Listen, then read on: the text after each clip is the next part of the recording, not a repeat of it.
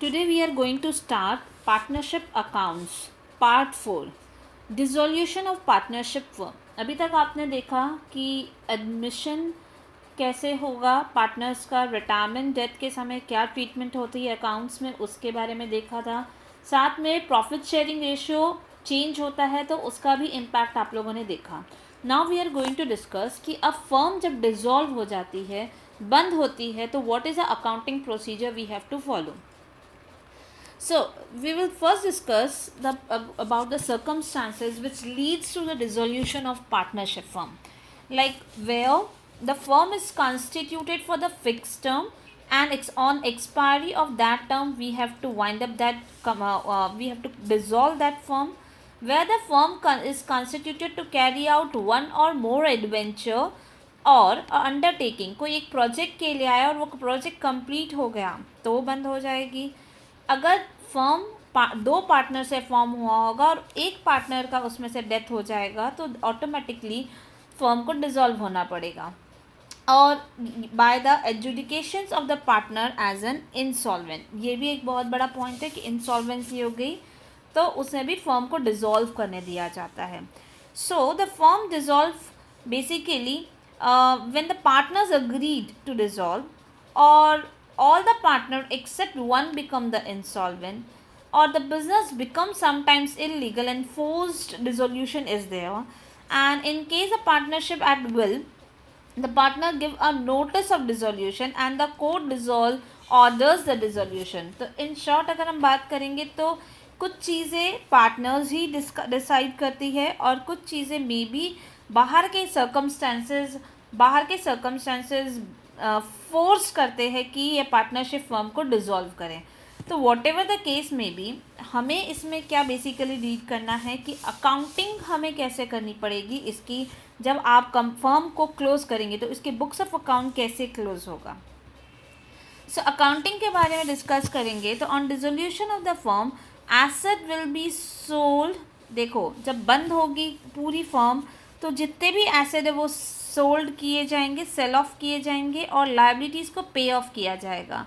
For this purpose हम एक account बनाते हैं, जो कि आपने पहले ये पॉइंट पढ़ा भी होगा 12th स्टैंडर्ड में, लेकिन फिर भी आपको रिमाइंडर हो जाएगा that we have to prepare realisation account and all the assets are realized and liabilities are paid through this account। ठीक है, तो अब हम डिस्कस करेंगे all the journal entry, then we will make a one posting of full closure of the firm, okay, with the book value of various asset except cash and bank balance। देखो अभी सबसे पहले आप लोगों को पूरे के पूरे एसेट्स को क्लोज करना पड़ेगा। एसेट होता है डेबिट बैलेंस, राइट। जब आप उसको क्लोज करोगे तो उसको क्रेडिट करके डेबिट किसको करना पड़ेगा, तो we have to do individual asset को debit realisation account. All liabilities are again close to realisation account. Credit liability का अकाउंट होता है क्रेडिट बैलेंस, राइट। अब आप उसको क्लोज करोगे तो उससे डेबिट करना पड़ेगा और जो क्रेडिट होगा वो होगा हमारे केस में रियलाइजेशन अकाउंट। देन अब आपने क्या किया, ये पूरे एसेट एंड लायबिलिटीज़ को आपने बंद कर दिया।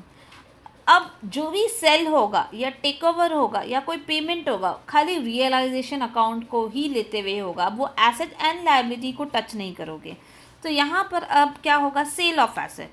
तो बैंक में पैसा आया, हम जनरली यहाँ क्या लिखते हैं, एसेट अकाउंट, लेकिन अब तो एसेट रियलाइजेशन में क्लोज हो चुका है, सो हम लिखेंगे रियलाइजेशन अकाउंट। अब जो भी एंट्री होगी यहाँ इसीलिए वर्ड लिखा था all the asset are realise and liabilities are paid through this account only.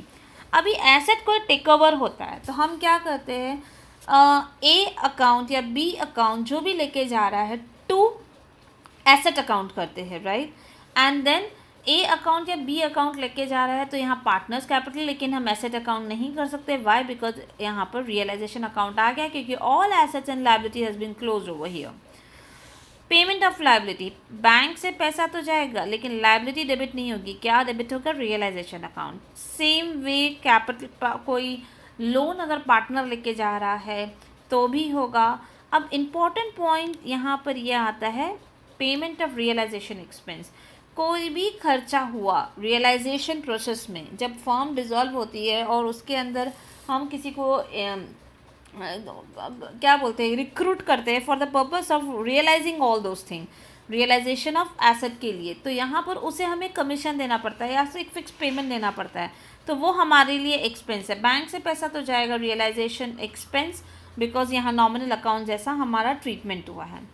If the partner gets remuneration, अभी यहाँ पर क्या हो रहा है, मैंने क्या बोला अभी, रियलाइजेशन करवाना, फर्म को बंद करवाना, it's not an easy job, ठीक है। इसके लिए जैसे CA CMA टाइप्स प्रोफेशनल्स को बुलाया जाता है और सम टाइम्स हम खुद के ही पार्टनर इन्वॉल्व होते हैं कि ये प्रोसेस कंप्लीट करने के लिए।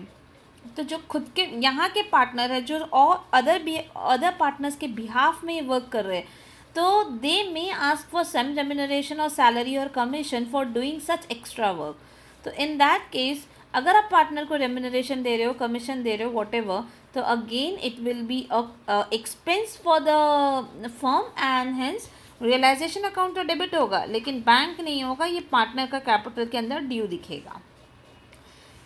अब मान लो कोई लाइबिलिटी रिकॉर्ड ही नहीं है बुक्स में और अचानक से वो लाइबिलिटी जब फर्म डिसॉल्व हो रही थी तो वो उठ कर आई, तो this is called something called unrecorded liability. अब आप उसका पेमेंट कर रहे हो, राइट, तो इसमें क्या होगा, अनरिकॉर्डेड लाइबिलिटी, एज इफ आप बाहर की कोई लाइबिलिटी पे ऑफ कर रहे हो, तो एंट्री क्या होती है, on payment of liability and on unrecorded. अगर आप देखोगे तो एंट्री सेम है, realisation to bank. Same way अगर आपने एसेट को सेल किया और अभी तक अनरिकॉर्डेड था, जब आप पैसा उसका आएगा तो same bank account to realisation account होगा, जैसे हमने यहाँ पर देखा। तो third and fourth will be same like 9th and 10th। अब ये पूरे प्रोसेस में, ये जब आपका जो भी एसेट क्लोज किया, लाइबिलिटी क्लोज किया, एसेट सेल किया, लाइबिलिटी पे ऑफ किया, तो ये पूरे प्रोसेस में हो सकता है ऑन द होल फर्म को प्रॉफिट हो या लॉस हो, कुछ भी हो सकता है। प्रॉफिट होगा तो भी पार्टनर्स लेके जाएंगे, लॉस होगा तो भी पार्टनर्स लेके जाएंगे in their profit sharing ratio, old sharing ratio, profit sharing ratio, ठीक है। सो यहाँ पर इन्होंने ये एंट्री दी है regarding the profit and reverse entry in the case of the loss, ठीक है। Then on the payment of the partners loan, अगर आपको लोन भी पे ऑफ करना है तो इस केस में पार्टनर्स लोन के बारे में डिस्कशन होगा। तो लोन पे ऑफ करते हैं जैसे लाइबिलिटी पे ऑफ करते हैं, तो वही चीज़ दिखाई जा रही है। Then balance of reserve fund, अगर बैलेंस शीट में आपको बैलेंसेस दिखे रिजर्व एंड सरप्लस के अंदर, तो डेफिनेटली ये भी बैलेंस आपको किसको पे देना है, ये हमारे reserve and surplus P&L account, वो प्रॉफिट है जो फर्म ने कमाया, तो डेफिनेटली वो पार्टनर्स के बकेट में चला जाएगा in their profit sharing ratio.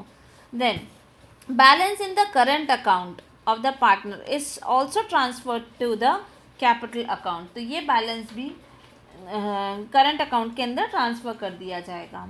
Then final payment to partners, जब आपकी पूरी ये वाइंड अप वाली प्रोसेस कंप्लीट हो जाएगी, डिसोल्यूशन की प्रोसेस जब पूरी कंप्लीट हो जाएगी, तो यहाँ पर आपको फाइनल पेमेंट करना पड़ेगा पार्टनर्स को बैंक से।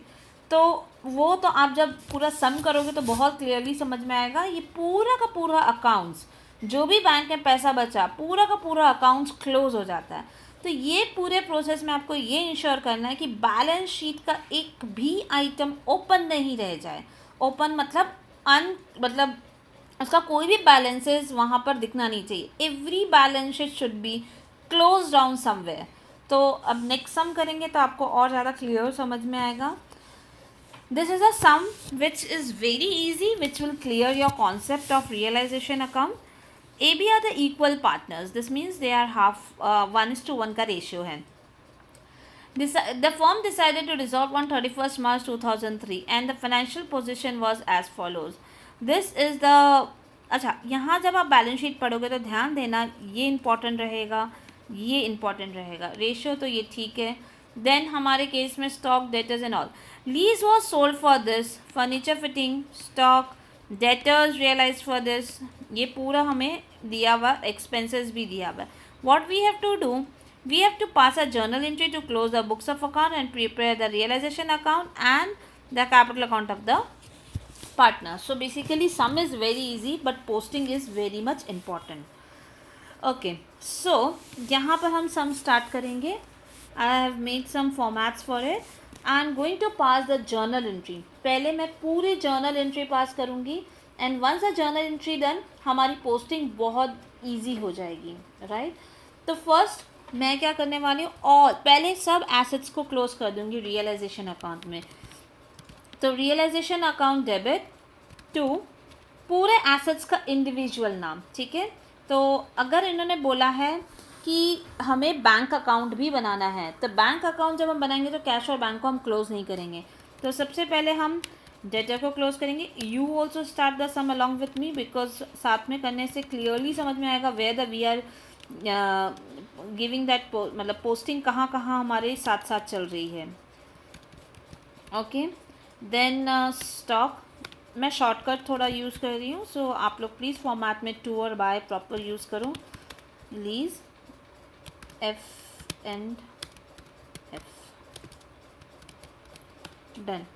सो रियलाइजेशन अकाउंट में कितना जाएगा वो हम डिसाइड करेंगे. पहले हम यहाँ पोस्टिंग कर देते हैं 857.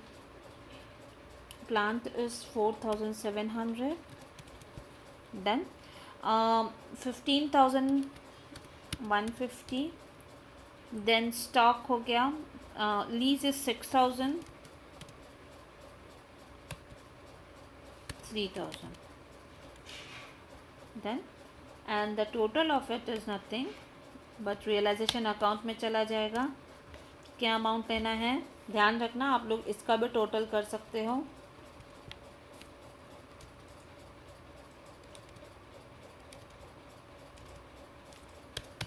देन 29,700. मैंने ये एंट्री क्या पास की है, आई हैव ऑल डन, पूरा का पूरा क्या बोलते हैं इसको, एसेट को क्लोज किया है. देन अब मैं जा रही हूँ नेक्स्ट लायबिलिटी को क्लोज करने के लिए.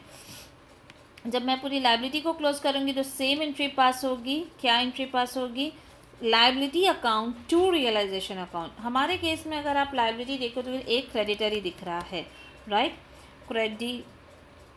क्रेडिटर अकाउंट कितना अमाउंट है 2,700 टू रियलाइजेशन अकाउंट. थोड़ा सम फटाफट करना पड़ेगा, अदरवाइज बहुत लंबे लंबे सम इसमें आने वाले हैं. देन अब हम क्या करने वाले हैं, we are going to what this entry है. Lease was sold, furniture was sold, stock was sold. तो हमारी एक ही एंट्री, कॉमन एंट्री. नरेशंस आप साथ साथ में लिख भी सकते हो, लेकिन यहाँ मैं नहीं लिख रही हूँ, आपको आंसर्स में भी मिल जाएंगे. तो अभी मैं सेल की एंट्री पास कर रही हूँ. लाइक हमें जो भी पैसा आया, मतलब एसेट सेल करने पे, तो बैंक में पैसा आया. जनरली हम क्या करते हैं, बैंक में पैसा आता है टू एसेट अकाउंट करते हैं, लेकिन हम यहाँ क्या करेंगे, रियलाइजेशन अकाउंट. पर कितना पैसा आया, तो उन्होंने दिया है 6360. आपको लीज सेल होने पे आया है, आपको फर्नीचर सेल होने पे 3300, और आपको स्टॉक सेल करने पे 13,800 रुपीज़ आए हैं. सो देयर इज़ अच्छा sorry, debtor is also realise, plants is also realise, तो वो भी यहाँ ऐड होगा. Sorry, debtors realise for only 800, correct. और उसके बाद प्लांट इज़ 4,800, डन.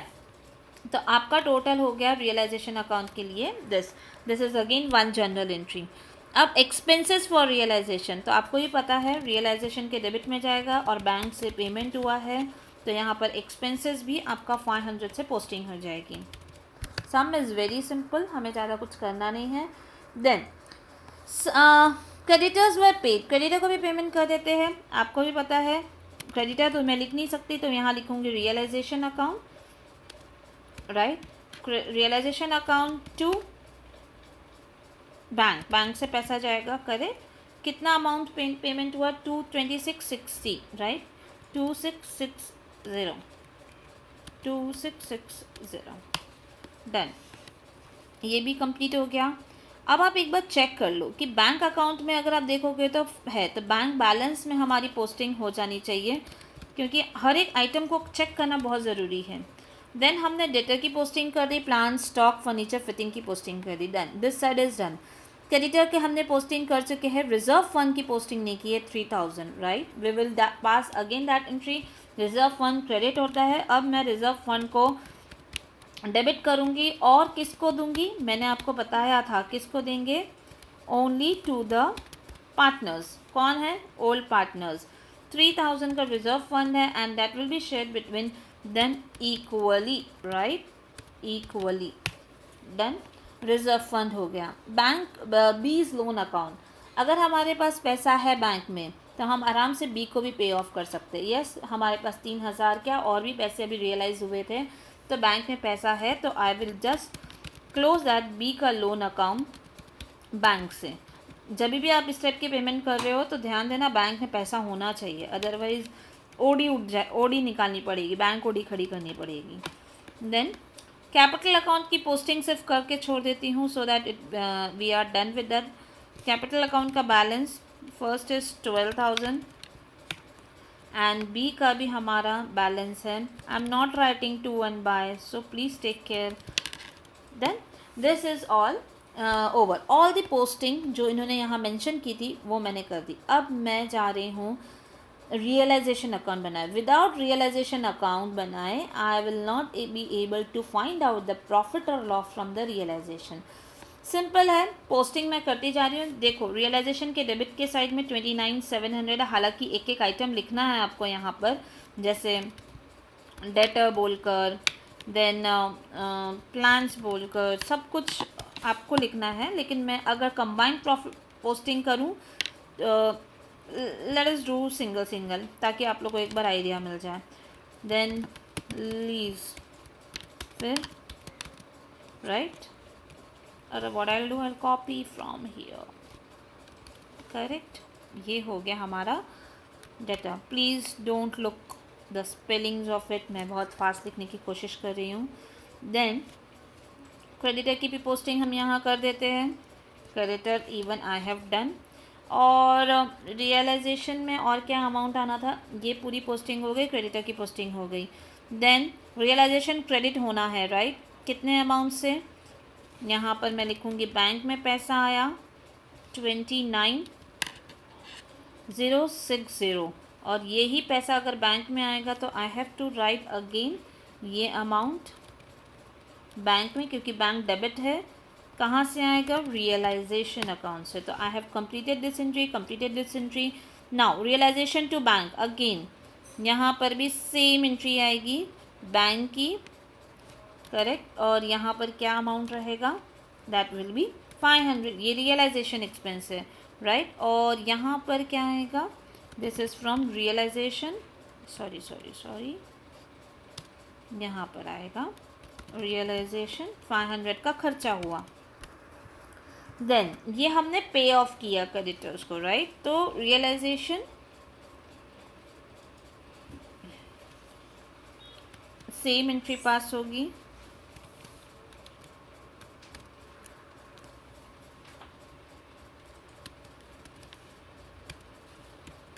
राइट। और मैं इधर भी पास वही एंट्री करूँगी।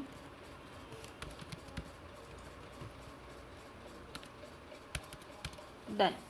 अब मैं रिजर्व फंड की एंट्री पास करूँगी, ए और बी क्रेडिट है तो I will pass this reserve fund, amount will be equal था तो 1500 and same entry will be there for B also.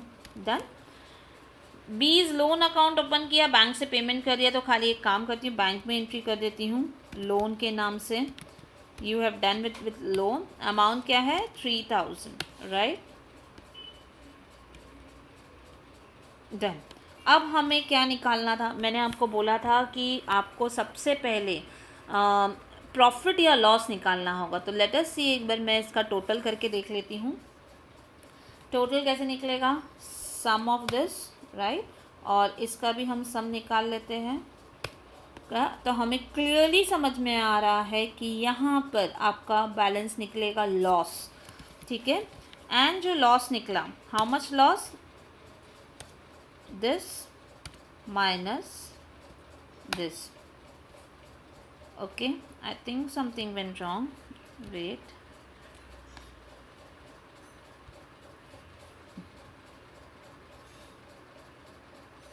So what I'll do, directly amount लिख देती हूँ 32,860 माइनस 31,760। देन तो हमारा लॉस कितना आया 1100 का, and this loss will be share between A and B, right. A and B amount will be 550, right. ये तो इक्वल था, नहीं तो आप शेयर्स निकाल सकते हो। देन अब लॉस है तो वो इनका रियलाइजेशन लॉस यहाँ पर भी आएगा 550, एंड यहाँ पर भी रियलाइजेशन लॉस सेम यहाँ भी होगा because they have suffered a loss. Then अब आप देखो यहाँ पर आपको क्या बैलेंस मिल रहा है। इन द केस ऑफ बैंक हमारे पास पैसा बचा है कि नहीं बचा है देख लो, तो we can easily find out yes there is some amount is still there. तो हमें इनके भी बैलेंस निकालना बहुत ज़रूरी है। इनके बैलेंस कैसे निकलेंगे, this and again I will just do that sum. Yes, अभी हमें समझ में आएगा अमाउंट के बैलेंस क्या है। We will able to find out 13,500 minus 550, तो मतलब 12,950 ए के पास जाना चाहिए बैंक से। तो यहाँ मैं लिखूँगी बैंक, राइट, 12,950। डन। अभी यही चीज़ हम सेम चीज़ किसके साथ चेक करेंगे, बी के साथ, और एनीवेज इनका टैली होना ही चाहिए। तो मैं एंट्री पास करूँगी व्हाट, वेट अ मिनट। तो बैलेंस बैंक से कितना जाता है 13,000 माइनस 550, 12,950। ओके, तो इसको भी 12,950 क्लियर होता है। अगर आप देखोगे ये दोनों टैली हो चुका है, दिस मीन्स हमारा सब बैलेंसेस टैली है। इसका मतलब हर एक अकाउंट हमारा क्लोज हो चुका, बिकॉज लास्ट में लॉस भी शेयर किया, एंड बैंक में जो है दोनों जन इक्वली लेके भी चले गए। हर सम में आपको इतना ध्यान रखना है कि एक एक अकाउंट क्लोज होना चाहिए। बैंक अकाउंट में जो पैसा बचा है वो प्रॉपरली ए और बी जो भी पार्टनर्स है उनको डिस्ट्रीब्यूट हो जाना चाहिए, और इस तरीके से डिस्ट्रीब्यूट होता है कि सब अकाउंट प्रॉपरली क्लोज हो जाता है। And also I have given the solution over here also, पर आपको खुद से एक बार पूरा प्रैक्टिस करना है, ठीक है। Here I had given you one practice sums also. You can practice this sum by yourself and you can also find the answers of it. बहुत easy sum है, एक बार आप लोग practice करना, okay? Now, again one sum. So, what here exactly is given? The ABC are the three partners sharing in ratio 3:1:1. They agree to dissolve the firm and they have decided to take over the certain asset also and liability and continue the business separately.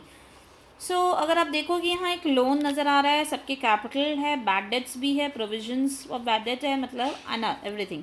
Goodwill is to be ignored, okay.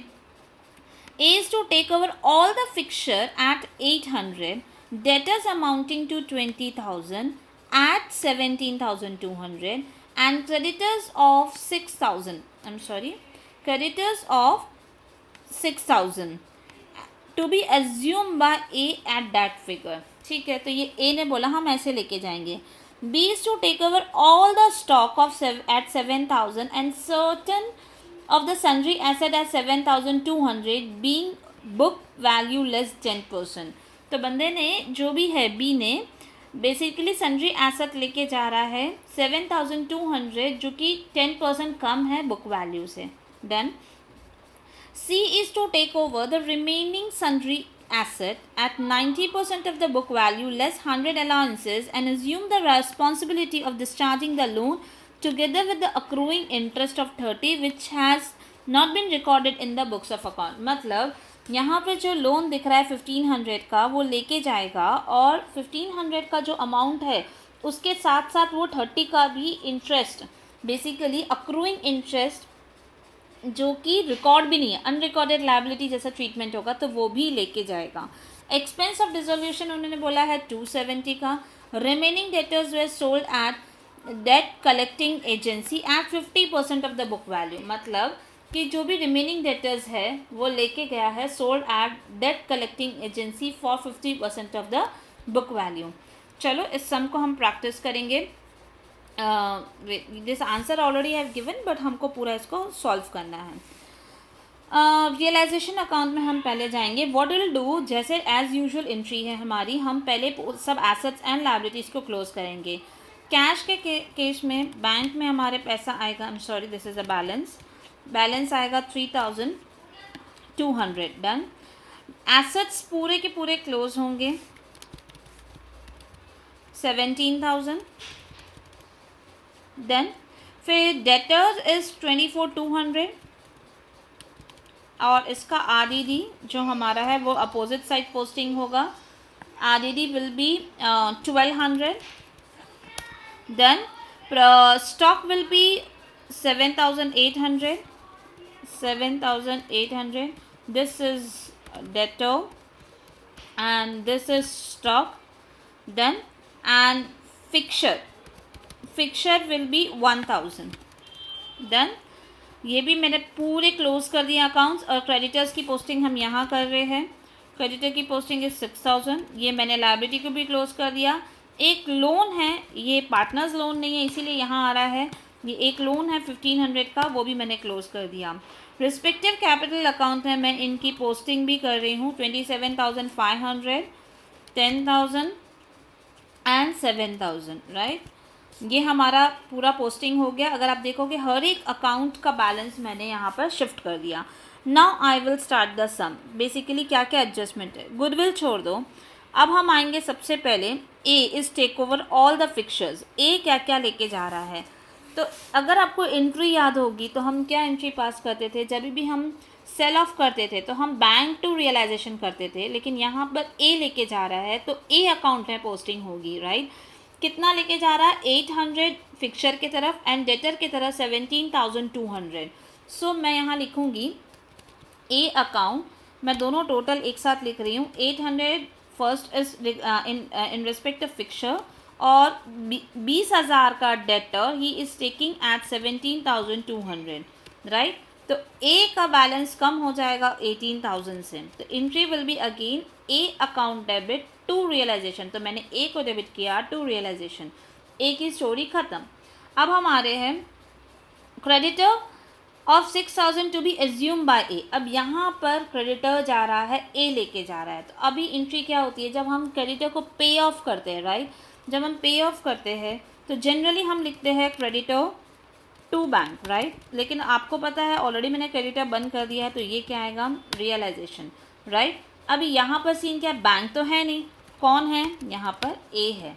समझ में आया, तो realisation account के debit में आएगा वापस से ए account. ठीक है, कितना, क्रेडिटर्स को लेकर अमाउंट कितना है 6,000 और इसके अमाउंट में क्रेडिट होगा 6,000। आर यू गेटिंग इट, कि मैं जस्ट पोस्टिंग कर रही हूँ और कुछ नया नहीं कर रही हूँ। और नाम लिखूँगी, लोन अकाउंट को क्लोज़ किया, अच्छा क्रेडिटर्स को क्लोज किया, सॉरी। अब हम बी में आ रहे हैं।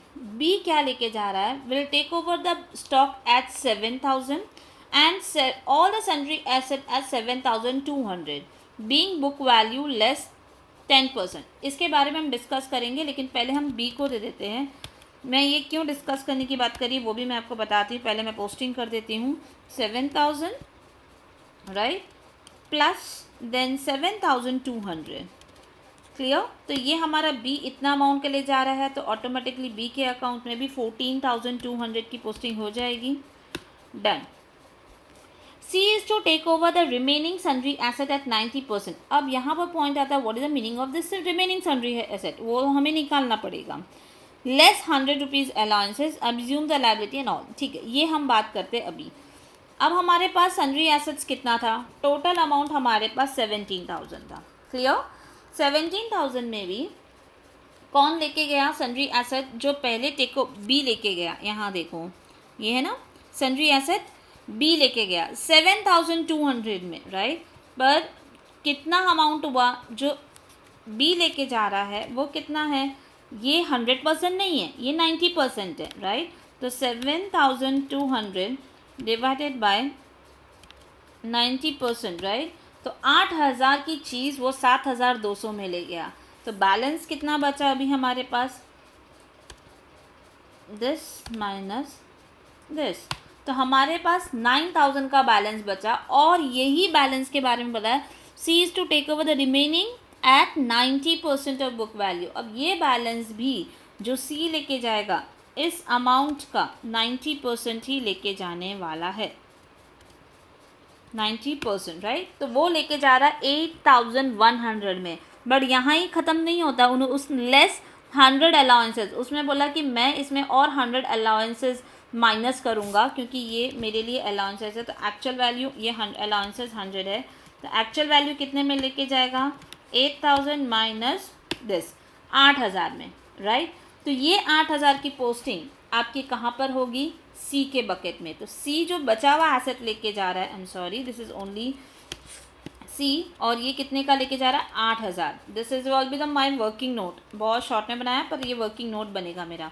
और सी के डेबिट में भी 8,000 की पोस्टिंग होगी।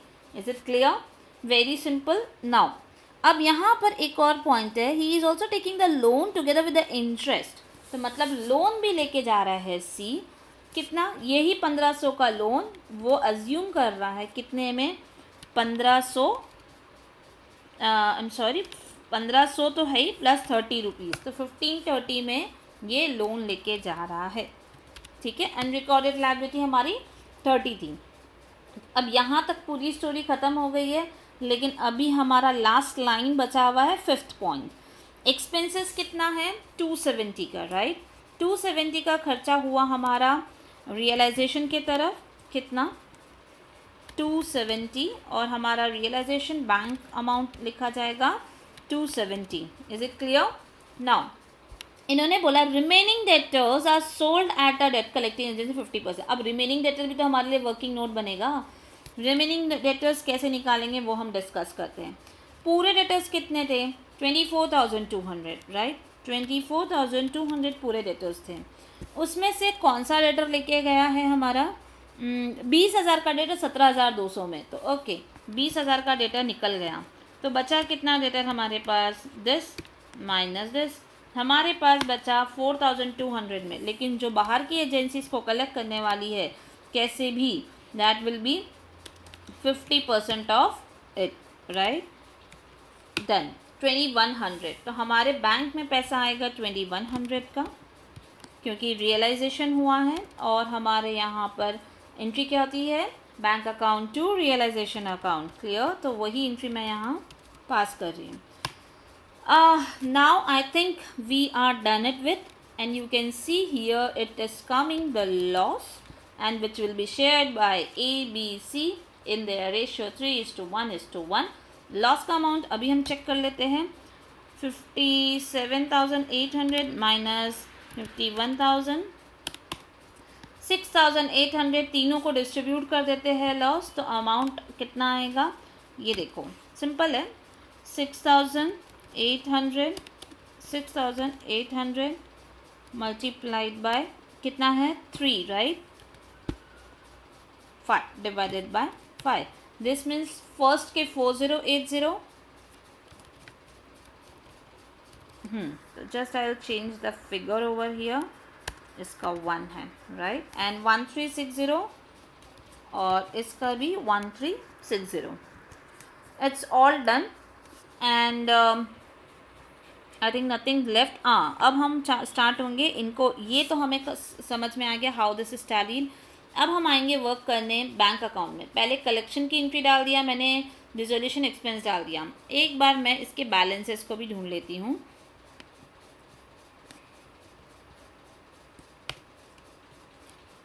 Wait a minute,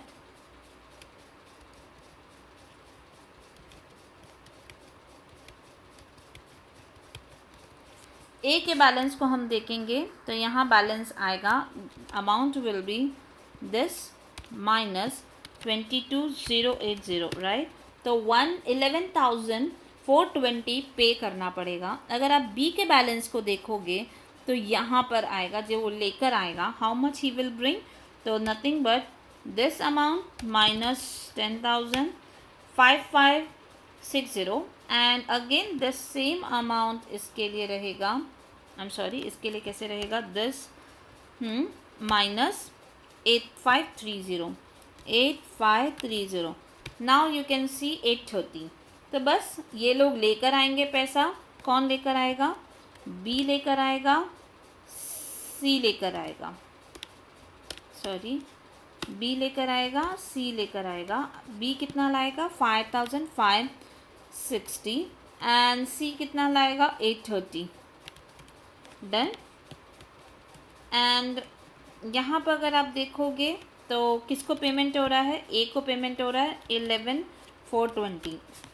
now we have to सी 11420 का तो पेमेंट हो गया, यहाँ पर लगता है फॉर्मूला मिसिंग है, यस यहाँ 3200 का, या डन। अभी भी हमारा मिसमैच चल रहा है। आई हैव पेड 830, यस 2100 भी मैंने ले लिया, 3200 भी ले लिया, तो फिर मैच क्यों नहीं हुआ, I just see to it. हाँ यहाँ पर भी फॉर्मूला मिसिंग है, डन।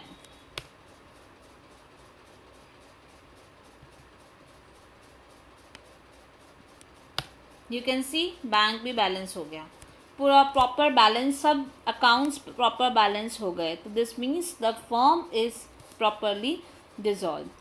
इसका आंसर्स मैंने आपको यहाँ पर दिया हुआ है, you can check it out. अपने अपने तरीके से कैलकुलेशन है, आप अपने तरीके से कैलकुलेट करके प्रॉपर वर्किंग के साथ अपना नोट्स कंप्लीट करिए। Okay, now will understand one more concept of partnership, that is a partnership for a minimum period. Like when the partner is admitted with the undertaking, this is an undertaking with the agreement that the firm will run for the minimum fixed period.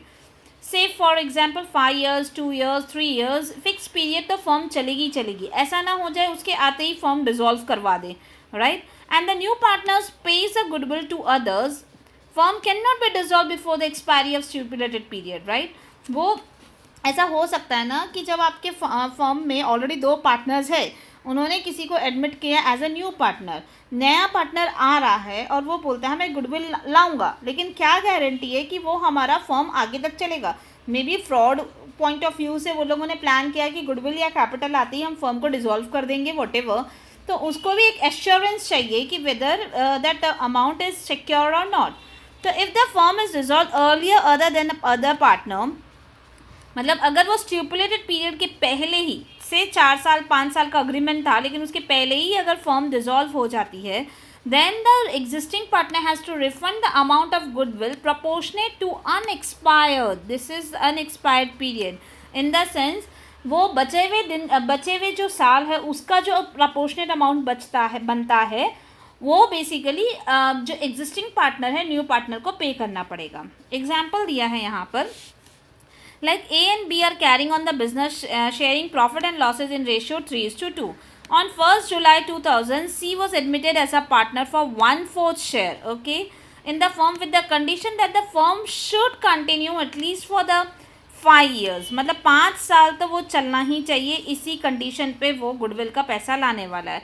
He paid 12,000 in addition to his capital. अब देखो लाया कब था, 1st जुलाई admit हुआ था 2000, पूरा 2000 जुलाई, तो यहाँ पर जुलाई पूरा, जुलाई अगस्त सितंबर अक्टूबर नवंबर दिसंबर 6 महीना 2000 का चला, 2001 पूरा चला एंड 31st को, तो मतलब 1.5 साल फर्म चली और उसके बाद फर्म बंद हो गई।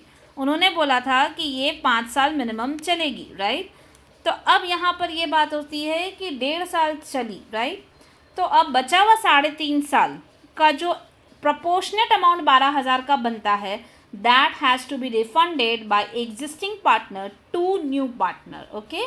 तो C get a refund a proportionate unexpired period कितना है 3.5, तो आप इसको proportionate निकालोगे कि 5 years के लिए 12,000, तो 3.5 के लिए कितना, that comes to 8,400 and that will be shared between the 2 partner like what their earlier ratio, that is 3:2, दोनों जन शेयर करेंगे और किसको दे देंगे, सी को दे देंगे, right. But in the following circumstances this will not be refunded, क्योंकि हर समय ऐसा ना होगा कि रिफंड बनेगा ही, कभी कभी नहीं भी करना पड़ेगा। कब, जब the firm is dissolve entirely due to the his misconduct, मतलब जो नया पार्टनर आया उसी के मिसकंडक्ट की वजह से करना पड़ा, और you can say death of the partner में भी नहीं कर सकते, that is all of sudden, and उनके एग्रीमेंट में लिखा है कि हम रिफ़ंड नहीं करेंगे, तो इस तरीके के केस में आपको रिफ़ंड बनता नहीं है। ये बड़े सम का एक छोटा पॉइंट आप लोगों का हो सकता है, डेफिनेटली ऐसा सम एक नहीं आएगा, बीच में एक पॉइंट इंक्लूड कर दिया जाएगा। Will look into the sum of it. ये एक सम दिया आप लोगों को, उसके बारे में डिस्कशन करते हैं। RMP are engage in the business, उनका रेशो है 3:2:1। 31 दिसंबर का हमें बैलेंस शीट दिया है। क्रेडिटर्स लोन है यहाँ पर, रिपेयर्स रिजर्व्स है यहाँ पर, और ये कैपिटल है। Plant and machinery, stock, debtor, provision, prepaid insurance, investment, bank. Okay, plant and machinery, अच्छा, they have decided to dissolve an asset realised हुआ, ये are agree to take a investment. अच्छा, इन्वेस्टमेंट कोई लेके जा रहा है। He also agree to discharge loans, R's loan.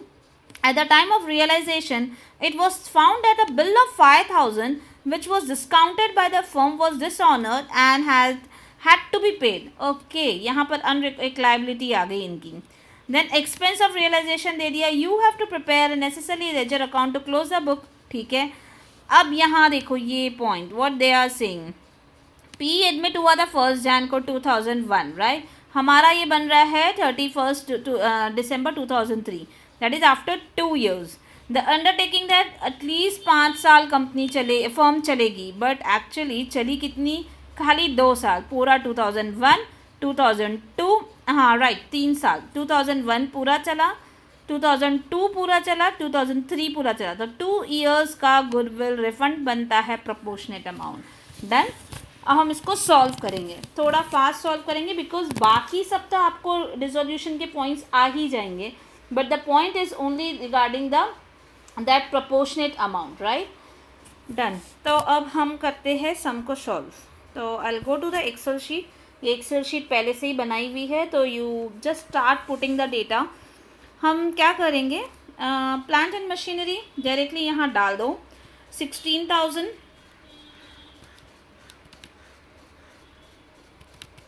Right. आप लोग भी फटाफट साथ में मेरे करो ताकि आपका भी सम प्रॉपर हो जाए। Plant and machinery 16,000, then stock 15,000,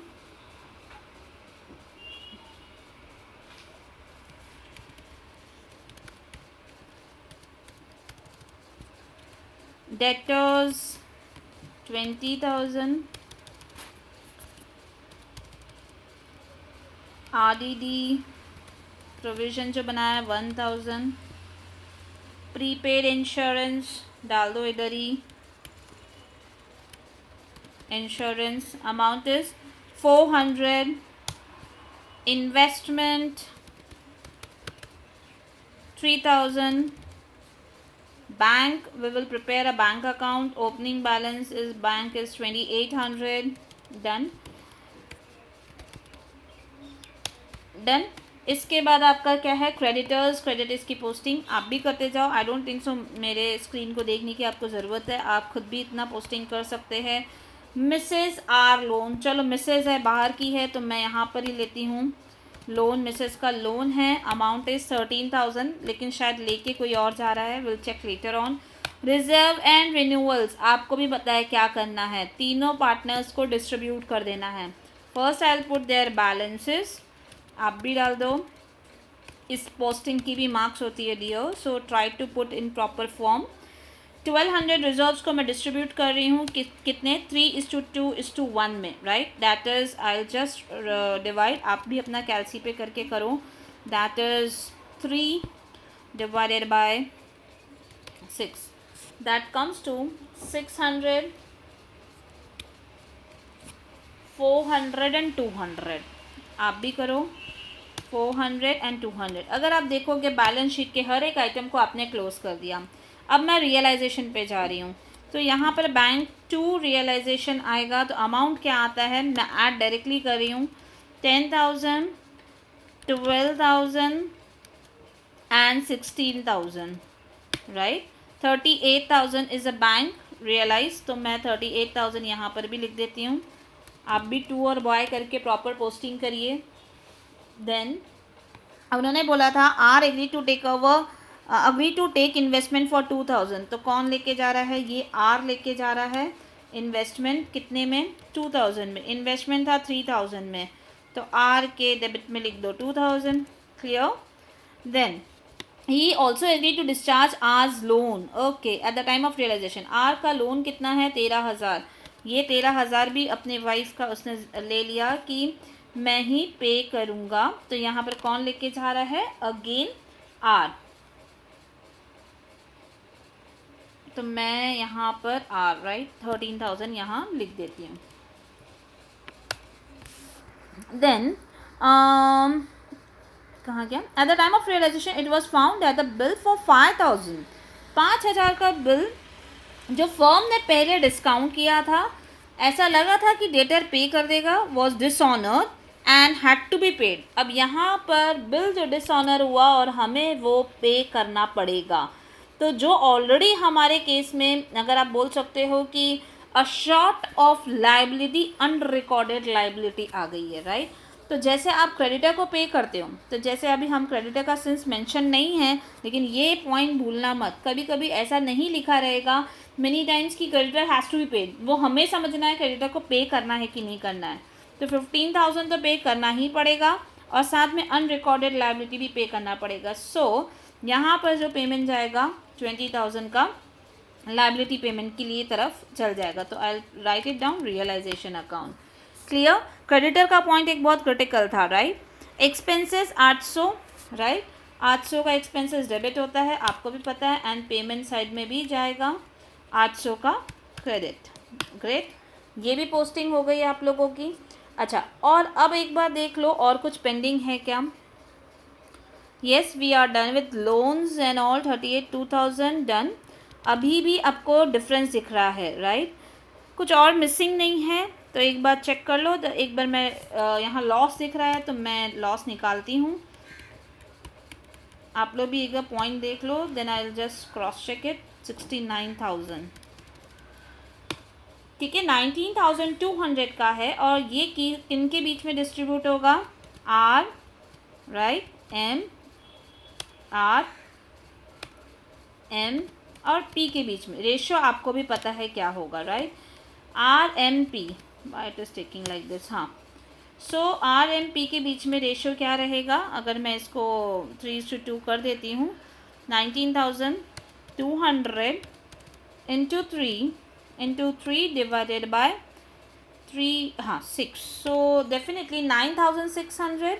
same way आप इसको sorry control C, control V, done, and what I will do, यहाँ पर मैं 2 कर देती हूँ, राइट, और यहाँ पर I will change to 1, great. तो ये क्या है, डेफिनेटली आपको पता चल गया होगा, लॉस है, तो I will just post this loss in their respective account so that I will able to close my other accounts as well, ठीक है। अगर आप देखो कि हम रियलाइजेशन अकाउंट क्लोज कर चुके हैं, अब पॉइंट आता है इनमें भी डिफरेंसेस आ रहे हैं, राइट। अब अगर हम इसकी बात करें इनके लॉस की, पॉइंट 1 बच गई है, कौन सी पॉइंट, लास्ट वाली पॉइंट, जिसकी एंट्री आपको अभी पोस्ट करनी है। एंट्री क्या होगी, कौन एडमिट हुआ था, पी एडमिट हुआ था, राइट, पी, तो जो बचे हुए पार्टनर है आर, राइट, एम, राइट, इसमें किसको देंगे, 2P को, कितना देंगे वो ही हमें निकालना है, राइट। तो इसमें आप बताओ कि यहाँ पर आप 5 इयर्स का पार्टनरशिप के एडमिट हुआ था, लेकिन 2001 पूरा चला, 2002 पूरा चला, 2003, तो 2 इयर्स का पेंडिंग है, तो हम ऐसा निकाल सकते हैं 5 इयर्स के लिए, I am sorry, I will just make it a bit larger, wait a minute,